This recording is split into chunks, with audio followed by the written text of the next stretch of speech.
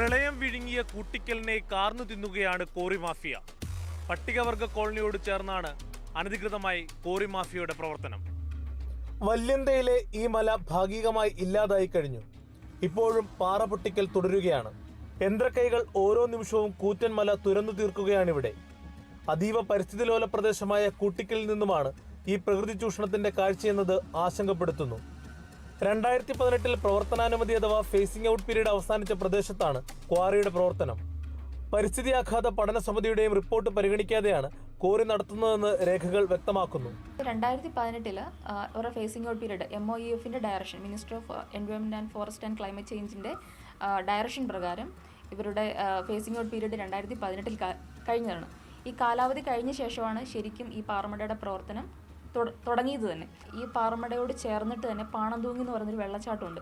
ആ വെള്ളച്ചാട്ടത്തിൽ കൂടെ തന്നെ ഉരുൾപൊട്ടൽ ഉണ്ടാവുകയും മാതൃഭൂമി അത് റിപ്പോർട്ട് ചെയ്യുകയും പിറ്റേന്ന് തന്നെ കളക്ടർ സ്ഥലത്ത് വന്ന് പാറമട നിർത്തലാക്കുകയും ചെയ്തിട്ടുള്ളതാണ്. ECക്ക് ഇവർ അപ്ലൈ ചെയ്തിട്ട് സിയാക്കിൻ്റെ ഫീൽഡ് ഇൻസ്പെക്ഷൻ റിപ്പോർട്ട് പ്രകാരം അവരുടെ ക്വാറി ഇരിക്കുന്നതും അതുപോലെ തന്നെ ക്രഷർ യൂണിറ്റ് ഇരിക്കുന്നതും ഹൈ ഹസാർഡ് സോണിലാണെന്ന് അവർ റിപ്പോർട്ട് ചെയ്തിട്ടുള്ളതാണ്. ഇതുവരെ അവർക്ക് എൻവയോൺമെന്റൽ ക്ലിയറൻസ് സർട്ടിഫിക്കറ്റും കിട്ടാതെയാണ് ഈ പ്രവർത്തനങ്ങൾ നടത്തി വരുന്നത്.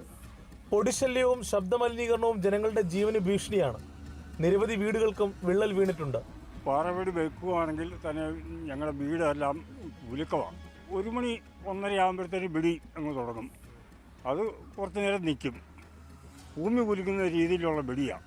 അതുകൊണ്ട് ഇതെങ്ങനെയാലും ഒന്ന് നിർത്തി കിട്ടിയാൽ ഞങ്ങൾ വീട് ഇല്ലാത്ത കാശം ഉണ്ടാക്കി ലോൺ എടുത്താണ് ഈ വീടൊക്കെ വെച്ചേക്കുന്നത്. എന്നാൽ ക്വാറിക്ക് എല്ലാ അനുമതിയും ഉണ്ടെന്നാണ് ഉടമയുടെ പ്രതികരണം. ചിലർ സാമ്പത്തിക നേട്ടത്തിനായി വ്യാജ പരാതി ഉന്നയിക്കുകയാണെന്നും ക്വാറി ഉടമ ആരോപിക്കുന്നു.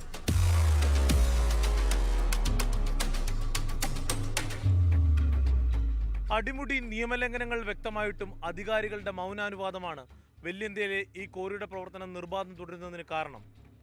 ബഹുമാനപ്പെട്ട അധികാരികളെ, ഇവിടെ കുറെ സാധാരണ മനുഷ്യർ ജീവിച്ചിരിപ്പുണ്ട്. അവരുടെ ജീവിതം നിങ്ങൾ കാണാതെ പോകരുത്. കൂട്ടിക്കലിൽ നിന്നും ജോസി ബാബു, മാതൃഭൂമി ന്യൂസ്.